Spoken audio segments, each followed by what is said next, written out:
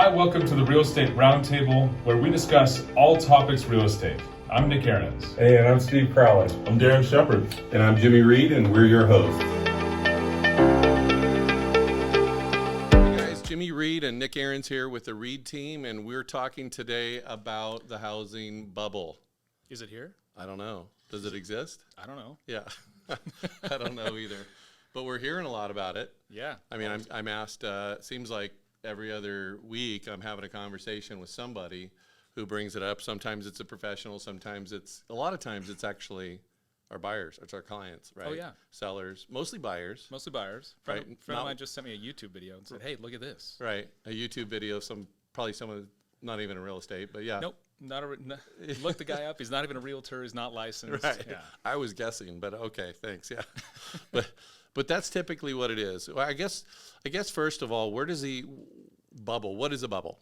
Right? So a lot of us, I think you may have not been in the business during the last downturn in 2000, the early 2000s, right? 2008, 2009, 2010. I was. And that was definitely a bubble. Let's just determine what a bubble is, right? Yeah. So a bubble is typically what it describes as something that's eventually going to pop, right? It's going to pop. It's not sustainable. Yeah. It can't withstand any more of whatever's going on. Yeah. Right? What is the difference, in your opinion, knowing what caused that bubble and what caused it to pop, in the early 2000s? Yeah. What was that about? Well, it was kind of the perfect storm of a lot of different things. For one, there was what's called predatory lending. Mm-hmm. A lot of people went to jail for bad mortgage practice. And a lot of people didn't go to jail. They probably should have went to jail. Well, we're going to leave those names out of here, though. Anyway, yeah, sorry. So a lot of that was going on. There's classic stories. You can go online. There's all kinds of them. People were paying $5,000 a month in their mortgage when their total income was $4,000 a month. Right. It didn't make sense. Right. Yeah. Not only that, but people were doing cash out refis. So 89% of homes had taken money out of their equity. Meaning, so they were in a bad equity position. They hardly had any equity in the home whatsoever. I know so let me preface this by this in case we get a bunch of questions or comments in the thread, or even emails or sometimes text messages afterwards. People are like, are you kidding me? Where'd you get that information? We've got a lot of data. We're not shooting from the hip. We're going to post this information from the resources, from Dodd-Frank, from Keeping Current Matters, and some of the bank information that we have. So just trust. We're not shooting from the hip. This didn't come from like some 19-year-old YouTuber's account. We're getting this information from. Sorry, go ahead. Right now, back in 2020, only 38% of homes had done cash out refinances. Wow. Meaning, a lot of people have a lot of equity. Right. Meaning, homeowners learned their lesson as a whole in this country. Mm-hmm. Don't pull your equity out for vacations, for cars. Oh, you're not supposed to do that? No. Oh, okay. Come on, I've been telling you this for years. Oh, darn it. Dude. Okay, yeah. Yeah. So people just aren't pulling money out of their homes. There's a lot of equity in homes. Right. And so what happened in 2008 is a lot of these mortgages were up. They were in what's called adjustable rate mortgages. Right. Meaning after that 5 years up, Yeah. your mortgage rate starts to increase. And that's where, just for context, everyone, that's where they were being qualified. A lot of these people were on these stated incomes. So whatever you stated your income was, they didn't verify. And it was verbal. It was verbal, right? Yeah. And then so they started before it ballooned into these escalating rates, they were starting at $3,800 a month when they only made, even though they stated they were making $150,000 a year, this is what happened. They got beyond what they could actually afford, and that's where the defaults happened, So anyway, there's the context there. Yeah. So when a lot of those payments started to go up very quickly, people said, hey, I got to sell my home. I got to do something. Right, yeah. However, they didn't have any equity. They pulled all their money out. Right, exactly. But they got to ride in the Lamborghini. This is true. Yeah, they had all the toys. Yeah. They might not have had it very long. Yeah, that's right. But essentially what happened is there's no equity in the homes. Right. A lot of these bad loans were up. A lot of foreclosures hit the market. Right. We're just not in that situation. Yeah, there's more equity today. So the difference is, the takeaway is, there's more equity today than there's ever been in the history of the real estate market, really. Yeah, just over the last 12 months, the Right. average homeowner in California gained $117,000 equity. Boom. So Right? if you had $117,000 in your home, would you sell it or would you let it go to the bank into foreclosure? Right, yeah, this is a no-brainer. Yeah. Combined with low inventory, now as we're transitioning from where that was, 15 years ago now till now, there's a big difference. Oh, yeah. Right, and there's been 15 years of strong growth in the housing market, right? Yeah. The difference is today, there is no inventory. We're going on 3 years of no inventory, right? And the demand is fierce. I mean, this weekend we brought on a property here on the team, like we do every week, at least 1 or 2 properties, and we ended up with 44 offers and well over $100,000 over the last appraised value home in the tract. Well, that just shows the incredible amount of demand that is still in the market today. It's still ferocious, right? Regardless of where rates are going. What's interesting, even you and I were at an event recently, and in the year 2000, rates were at 8%, 8.05%. In 1999, they were like at 7.75%, right? Yeah. Go back another decade, in the late 80s, they were up, people were with perfect credit, with 800 FICO scores. They were purchasing homes left and right at 15, 16, 17% interest rates. And home prices were still on the way up with those rates. Right. Exactly. So typically what happens is, in this kind of a market, it still just stays the same. I think if you're listening to this and you're wondering, if this is not a bubble, then what is this? What is predictably going to happen? It's just sheer economics. Is that while I think you even had some notes as far as, income percentage of increase in incomes, right? That's somewhere between 7 and 10%. Yeah. As per the Fed jobs report, last year, wages are up 10.5%.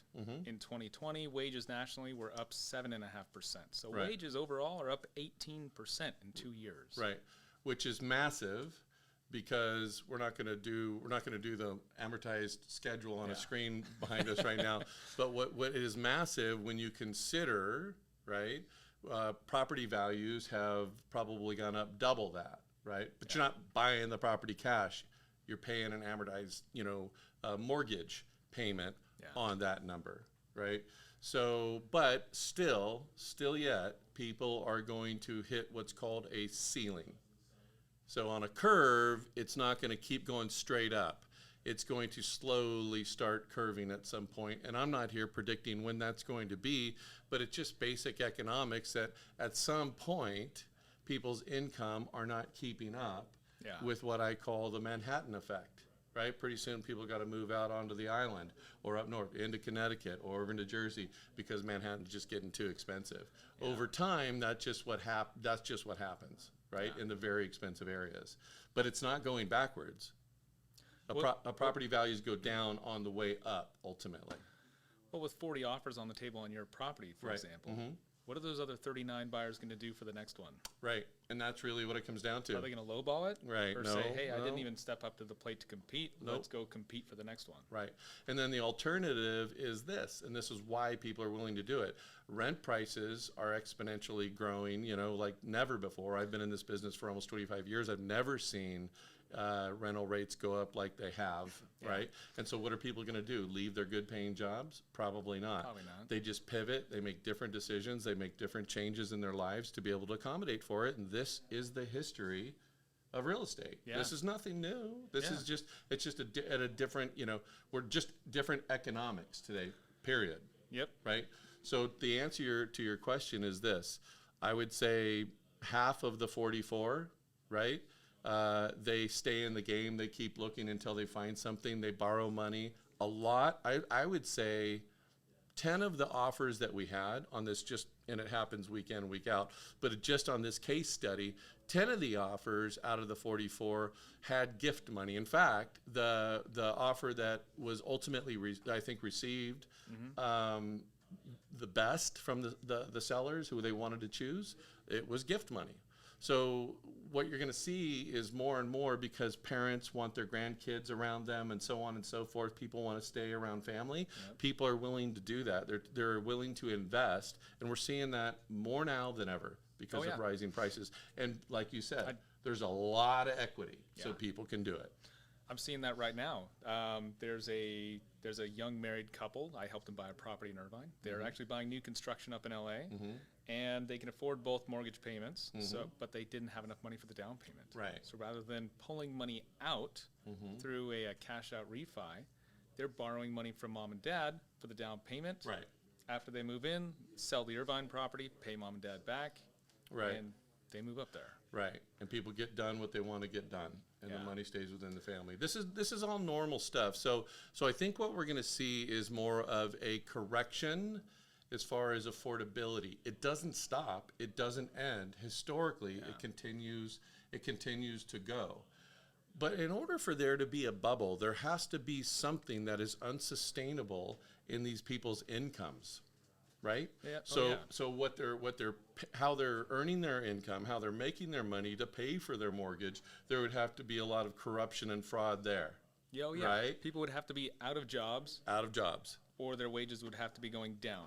And even so, they could unemployment's sustain at historic lows. It's at 3.6%. Exactly. 2008, it was up 7, 8, 9%. Right. Yeah. Even though everybody and their brothers out there saying that, hey, sorry, I normally takes a week, but it'll be 12 weeks because we need help, right? Everyone's got help wanted. I think McDonald's is paying $45,000 a year now. Dude, there's a restaurant up in Dana Point. Right. They're paying dishwashers $21 an hour. Right. See what I'm saying? Should we do that? Moonlight? Maybe. Anyway, so we'll do a podcast on that next. But, job opportunities here in South Orange County. But seriously, there has to be an unsustainable factor and we'd love to be able to hear from you guys that really clearly outlines, what the bubble is. First, just to go back, and remind everybody, a bubble is something that is unsustainable, and it eventually is going to burst and pop, and everything's going to fall to the ground. That's why they call it a bubble versus a ceiling or versus a recession, right? Yeah. There's different types of economic experiences, if you will, just to keep everything at a pretty easy level to understand, that affect the real estate market. Oh yeah. But what someone has to share with me, because we ask all the time. I mean, our team will do 180 transactions this year, about $170 million in volume, and we work with people way smarter than you and I every day. Yeah. Right? And when I ask that question, nobody has the answer. Yeah. Well, there's actually one thing I hear all the time. What's that? And it's what goes up must come down. Oh yeah. That's the law of gravity. Newton created that about gravity, not about the housing market in today's current economy. Yeah. But it's a soundbite too. But it does. It sounds great. Yeah. We've all heard it a million times. Right. But it doesn't get into the dynamics of what creates strong fundamentals of a housing market and a strong economy. Right. So we'll probably include a graph or two, or maybe several, from companies like Keeping Current Matters that track all of this stuff from the banks, that help everybody untangle the knots on what the truth is. Because let's face it, this country is tired, exhausted right now at this point.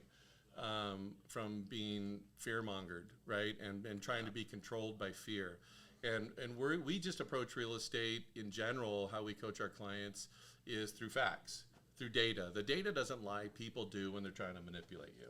Yeah. So we're data junkies. We really look at what the numbers are. We track and measure everything that we do. Yep. So we really focus on that, because otherwise we're affected by it too. The whole team is. Oh yeah, exactly. And we're dealing with other people's economies, and other people's wealth building strategies. We can't guess with that. It's too important. Yep, for sure. So if you're interested in learning more about that, you can click on the link. You can check out the attachments and some of the data that we have, the data points and more that we didn't even get a chance to talk about. But wouldn't you say in conclusion that it's your opinion that this is not a bubble? That don't fear the bubble. Isn't there a song? Don't fear the bubble. Oh, is that? No, I'm sorry. I don't know. Something like that. Called Don't Fear the Reaper. That's what. Sorry. Okay. Anyways, the point is, don't fear the bubble, right?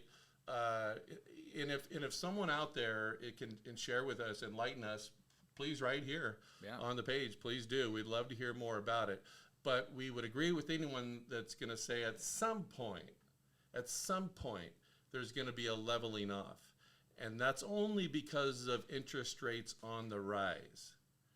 But if you look historically at the real estate industry in general and in the markets, what's going to happen, whether it's never politically motivated, by the way, I just want to say that. It's never politically motivated. They don't mess with interest rates for that kind of stuff. The Fed never does that. But if they did, that means at some point they could possibly come back down because, hey, gravity, right? What goes up must come down.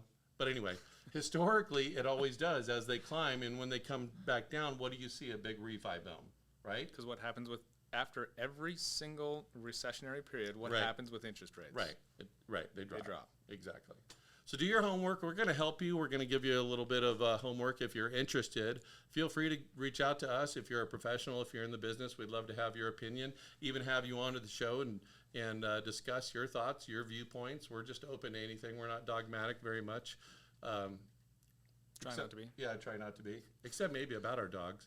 But other than that, we're here to help you. We want to be open to your thoughts and your points and your views. So please reach out and chat. Thanks, Nick. Yep. I appreciate you as always. You're a consummate professional. Thanks, Jimmy. See you guys next time. See ya. Hey, thanks again for listening to the Real Estate Roundtable. If you'd like to connect with any of the sales partners here on the REIT team, our information is below and we'd love to chat with you.